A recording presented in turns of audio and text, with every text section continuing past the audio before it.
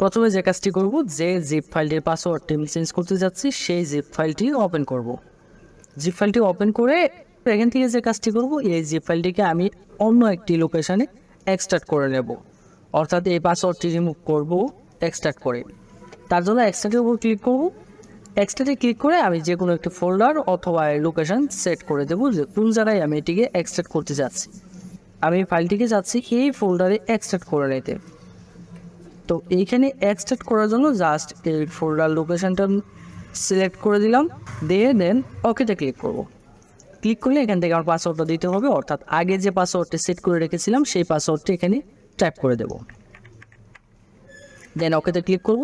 Click করলে ফাইলটি extract হয়ে যাবে লোকেশন অনুযায়ী। এখন যে কাজটি করব, যে ফাইলটি এক্সট্রাক্ট হলো সেই ফাইলটিতে আমরা নতুন একটি পাসওয়ার্ড সেট করব। তার জন্য আমি যে লোকেশনে ফাইলটিকে এক্সট্রাক্ট করেছিলাম সেই লোকেশনে চলে যাব। এই হচ্ছে আমার ফাইলটি। এই ফাইলটিকে আমি এইমাত্র এক্সট্রাক্ট করলাম।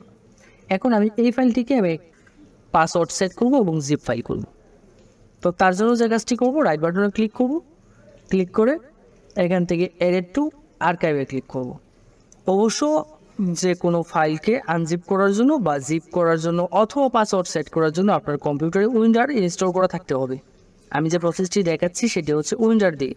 যদি কারো কম্পিউটারে বা ল্যাপটপে উইন্ডার ইনস্টল করা না থাকে, আমি আই বাটন এবং ডেসক্রিপশনে একটি ভিডিও দিয়ে দেবো, সেখান থেকে গিয়ে আপনারা উইন্ডারটি ইনস্টল করে নেবেন। তো উইন্ডারটি ইনস্টল করার পরে আমরা রাইট বাটনটা ক্লিক করব। ক্লিক করলে অপশনটা ঠিক এরকম আসবে। এখান থেকে আমি এডিট টু আর্কাইভে ক্লিক করব। আর্কাইভে ক্লিক করলে এখান থেকে আপনার আর্কাইভের নেম চলে আসবে, অর্থাৎ কী নাম থাকবে। আপনি চাইলে এখান থেকে ফোল্ডারের নামটা চেঞ্জ করে দিতে পারেন। যেমন আমি যদি চাই থেকে নাম চেঞ্জ করে দিতে, আমি এখানে লিখে দিলাম হচ্ছে ইউটিউব চ্যানেলের নামটা এখানে লিখে দিলাম। দেন এখান থেকে আর্কাইভ ফরম্যাট, এখান থেকে ফরম্যাট সিলেক্ট করে দিতে হবে। ফরম্যাট থেকে এখানে পেয়ে যাবেন RAR4 এবং জিপ। আমি চাচ্ছি এটাকে জিপ ফাইলে আর্কাইভ করতে, তার জন্য জিপ সিলেক্ট করলাম এবং এখানে একটি বক্স পেয়ে যাবেন আর্কাইভিং অপশন। এখান থেকে ডিলেট ফাইল আফটার আর্কাইভিং দিতে পারেন, অর্থাৎ এই ফাইলটি আর্কাইভ হওয়ার পরে আগের ফাইলটি ডিলেট হয়ে যাবে।